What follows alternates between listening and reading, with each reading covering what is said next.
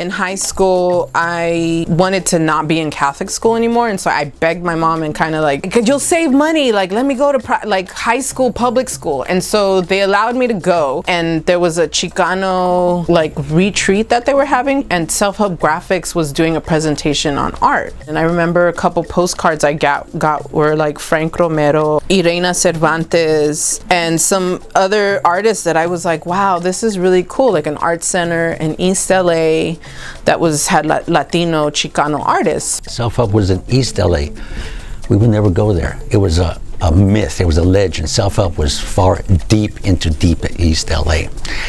And then I met a friend, Richard Eduardo, the king of rock and roll, the Andy Warhol of Los Angeles. He was a printmaker who printed everybody, including Bansky and David Hockney and every Chicano artist. And he took me over and introduced me to Sister Karen. Sister Karen looked at my work and she said, you know, graffiti is not art, it belongs in the street, we will never show it, and it's anti-Chicano. Chicano is about family, migration, farm workers, border issues, you know, identity, and graffiti undermines everything that we're trying to do. She wouldn't show my work until another 5 or 10 years later. She finally gave me a one-man show there. I had this substitute teacher in art class at Schur High School in Montebello. It was Arturo Urista, and he is one of the artists at Self-Help Graphics, and he taught us how to hide curse words in our artwork.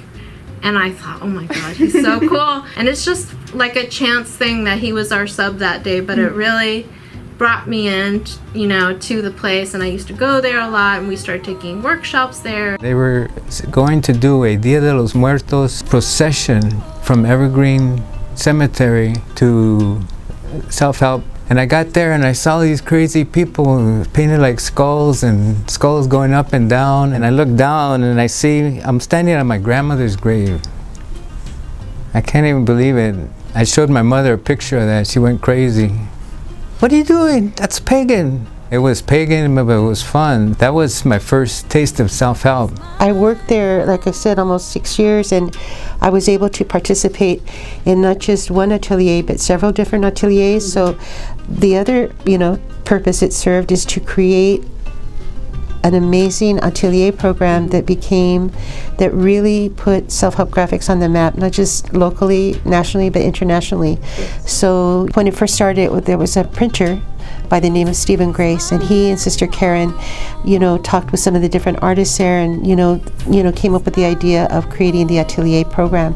What really made it unique and what made it, I think, really effective was that part of the printmaking program was that you would have, over a 3-month period, you would have maybe 12 artists.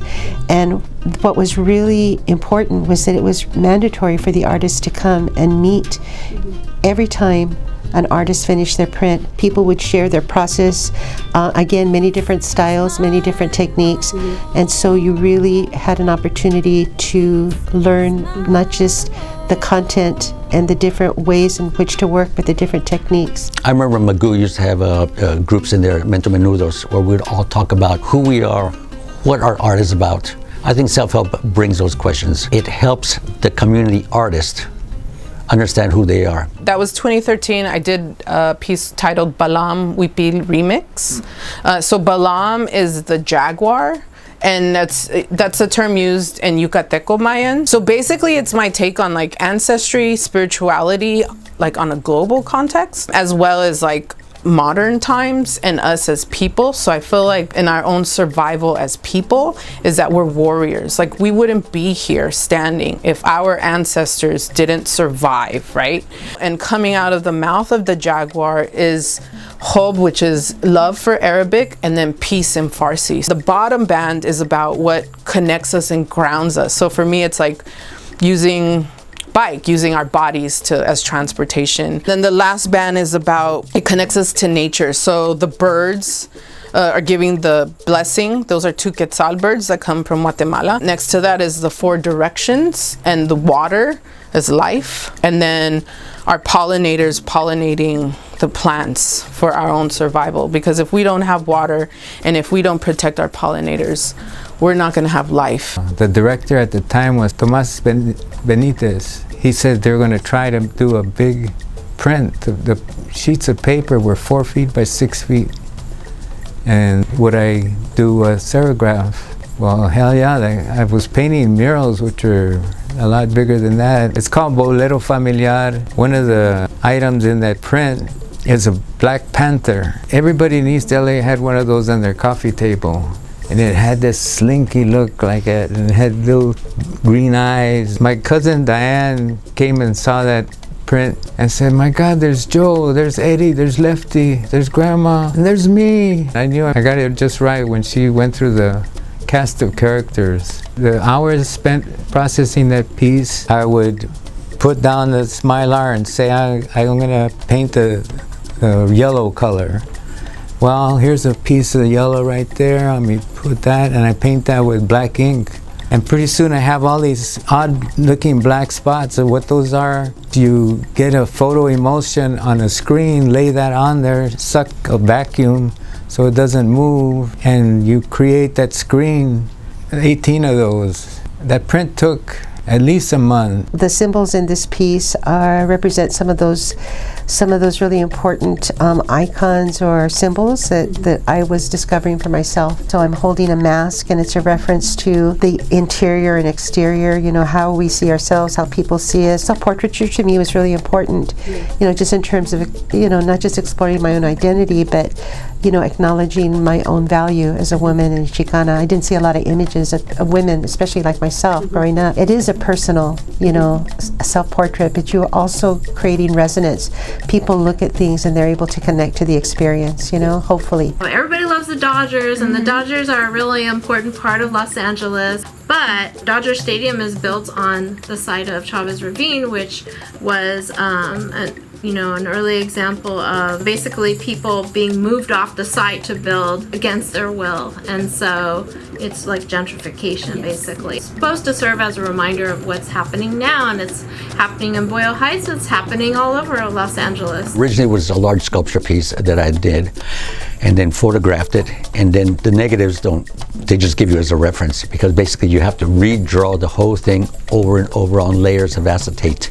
At the bottom I have the Año Loco, 1492, in kind of like in Roman and Arabic letters. Now on top of that, the conquistadors came, just like a gang, coming, usurping the area, the neighborhood, and tagging their names. So it says Cristobal Colón is the Christian cross, and then on the little corner here I have Spain / S/Peace for Spain and Portugal. Then a list of all the other countries, like gangs who came and started colonizing the Americas. So this is a documentation, this is a announcement, declaration of the conquest. When you gave something to Self-Help Graphics, they didn't stick it under the table. My prints have been in more places than I have, and I'm just glad that I got to go to Scotland, to Mexico. Sister Karen had the great idea to fill a need that nobody knew. I didn't know I needed to print, and nobody ever says, hey, let me show you how to print.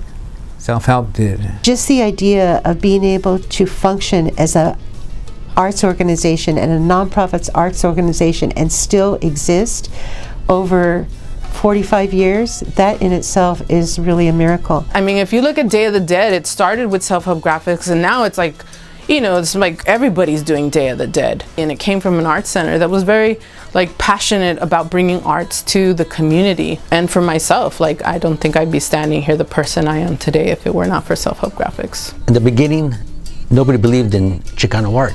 John Valadez told me, a museum called him one time. They said, we don't know what insurance we should put for this show because Chicano art has no value. So in some ways we had to self-validate. We had to wait till we became the teachers. We created Chicano studies. We became the educators. We created our own world that where we belonged. That's what Self-Help did.